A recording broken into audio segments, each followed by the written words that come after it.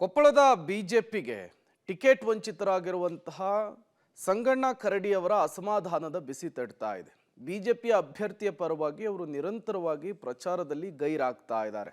ಅವರನ್ನ ಸಿಟ್ಟನ್ನ ತಣಿಸಲಿಕ್ಕೆ ಈಗ ಹೈಕಮಾಂಡ್ ಮುಂದೆ ಒಂದಿಷ್ಟು ಡಿಮ್ಯಾಂಡ್ಗಳನ್ನು ಕೂಡ ಇಟ್ಟಿದ್ದಾರೆ.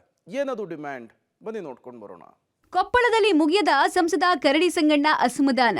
ಎಂಎಲ್ಸಿ ಅಥವಾ ರಾಜ್ಯಸಭಾ ಸ್ಥಾನಕ್ಕೆ ಕರಡಿ ಸಂಗಣ್ಣ ಡಿಮ್ಯಾಂಡ್. ಉನ್ನತ ಸ್ಥಾನಮಾನ ನೀಡದಿದ್ರೆ ಕಾಂಗ್ರೆಸ್ ಸೇರುವ ಸಂದೇಶ. ಕೊಪ್ಪಳದಲ್ಲಿ ರೆಬಲ್ ನಾಯಕ ಕರಡಿ ಸಂಗಣ್ಣ ಮನೆಗೆ ಶಾಸಕ ಲಕ್ಷ್ಮಣ ಸವದಿ ಭೇಟಿ ಕೊಟ್ಟು ಮಾತುಕತೆ ನಡೆಸಿದ್ದಾರೆ.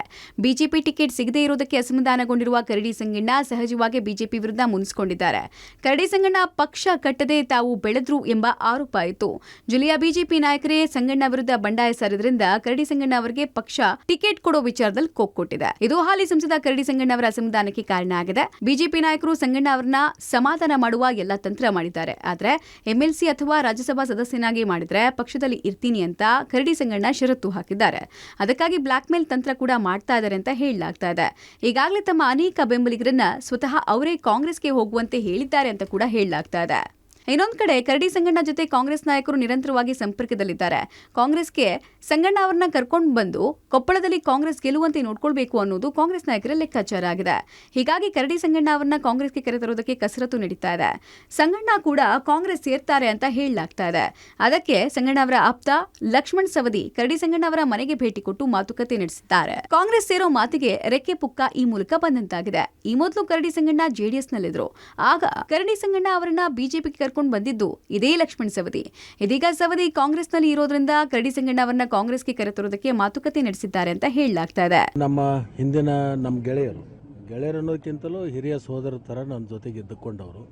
ಅವರಿಗೆ ಭಾರತೀಯ ಜನತಾ ಪಕ್ಷದಲ್ಲಿ ಸುಮಾರು 10 ವರ್ಷಗಳ ಕಾಲ ಇದ್ದು ಸಾಕಷ್ಟು ಅಭಿವೃದ್ಧಿಯ ಕೆಲಸಗಳನ್ನು ಮಾಡಿರ್ತಕ್ಕಂಥದ್ದು ಮತ್ತು ಜನಮನ್ನಣೆಯನ್ನು ಗಳಿಸಿರ್ತಕ್ಕಂಥ ಒಬ್ಬ ಬಲಿಷ್ಠ ನಾಯಕರು. ಈ ಸರಿ ಅವರಿಗೆ ಅವಕಾಶವನ್ನು ತೆಗೆದು ಬೇರೆಯವರಿಗೆ ಅವಕಾಶ ಕೊಟ್ಟಿರ್ತಕ್ಕಂಥ ಸಂದರ್ಭದಲ್ಲಿ ಪಕ್ಷದಲ್ಲಿ ತತ್ವ ಮತ್ತು ಸಿದ್ಧಾಂತ ಅವೆಲ್ಲವನ್ನೂ ಕೂಡ ಇವತ್ತು ಬದಿಗಿಟ್ಟು ಒಂಥರ ಏನೋ ಹೊಸ ರಾಜಕಾರಣ ಪ್ರಾರಂಭ ಆಗಿದೆ. ಕೊಪ್ಪಳ ನಗರದಲ್ಲಿರುವ ಕರಡಿ ಸಂಗಣ್ಣ ನಿವಾಸಕ್ಕೆ ಆಗಮಿಸಿ 1 ಗಂಟೆಗೂ ಹೆಚ್ಚು ಕಾಲ ಮಾತುಕತೆ ನಡೆಸಿರುವಂತಹ ಸವದಿ ಅನೇಕ ವಿಚಾರಗಳ ಬಗ್ಗೆ ಚರ್ಚಿಸಿದ್ದಾರೆ. ಈ ಸಮಯದಲ್ಲಿ ಕಾಂಗ್ರೆಸ್ಗೆ ಬಂದ್ರೆ ಮುಂದಿನ ದಿನದಲ್ಲಿ ರಾಜಕೀಯ ಸ್ಥಾನಮಾನದ ಬಗ್ಗೆ ಸಂಗಣ್ಣ ಜೊತೆ ಸವದಿ ಚರ್ಚೆ ಮಾಡಿದ್ದಾರೆ ಅಂತ ಹೇಳಲಾಗ್ತಾ ಇದೆ. ಇನ್ನು ಸಂಗಣ್ಣ ಅವರ ಭೇಟಿ ನಂತರ ಮಾತನಾಡಿರುವ ಸವದಿ, ಸಂಗಣ್ಣ ಅವರು ನನ್ನ ಹಳೆಯ ಮಿತ್ರ, ಬಿಜೆಪಿಯಲ್ಲಿ ಒಳ್ಳೆ ಕೆಲಸ ಮಾಡಿದ್ರು ಕೂಡ ಅವರಿಗೆ ಟಿಕೆಟ್ ಕೊಟ್ಟಿಲ್ಲ. ಅವರು ಕಾಂಗ್ರೆಸ್ಗೆ ಸೇರೋ ಬಗ್ಗೆ ಯಾವುದೇ ಮಾತುಕತೆ ನಡೆಸಿಲ್ಲ ಅಂತ ಹೇಳಿದ್ದಾರೆ. ಇನ್ನು ಕಾಂಗ್ರೆಸ್ಗೆ ಸೇರೋ ಬಗ್ಗೆ ಯಾವುದೇ ನಿರ್ಧಾರ ಆಗಿಲ್ಲ, ಎಲ್ಲದಕ್ಕೂ ಕಾಲವೇ ಉತ್ತರ ಕೊಡುತ್ತೆ ಅಂತ ಕೂಡ ತಿಳಿಸಿದ್ರು. ನಾಳೆ ದಿವಸ ಕಾಂಗ್ರೆಸ್ ಪಾರ್ಟಿ ಅಭ್ಯರ್ಥಿಯ ನಾಮಿನೇಷನ್ಗೆ ಬಂದಿದ್ದಾರೆ. ನಮ್ಮ ಮನೆಗೆ ಟೀ ಕುಡ್ಕೊಂಡು ಹೋಗ್ತಕ್ಕಂಥ ವಿಚಾರದಲ್ಲಿ ಬಂದಿದ್ರು. ಟೀ ಕುಡಿದಿದ್ದಾರೆ, ಹೊರಟಿದ್ದಾರೆ. ಅಲ್ಲ, ಅದು ಅವರಿಗೆ ಗೊತ್ತು. ಅಲ್ಲ, ಸ್ವಾಗತ ಮಾಡಿದ್ದಾರೆ. ಅವ್ರ ಬಗ್ಗೆ ನಾನು ಅಭಿನಂದನೆಗಳು ಮೊನ್ನೆ ಹೇಳಿದ್ರೆ ಈಗೂ ಹೇಳ್ತೀನಿ. ಕಾಂಗ್ರೆಸ್ ಬರ್ತೀರಿ ಅನ್ನೋ ಮಾತುಗಳನ್ನ ಹೇಳ್ತಾರೆ ಸರ್. ಅಲ್ಲ, ನೋಡೋಣ, ಟೈಮ್ ಬಂದ್ರೆ. ಚುನಾವಣೆ ಹತ್ರ ಆಗ್ತಾ ಇದ್ದ ಹಾಗೆ ಕರಡಿ ಸಂಗಣ್ಣ ನಡೆ ತೀವ್ರ ನಿಗೂಢವಾಗಿದೆ.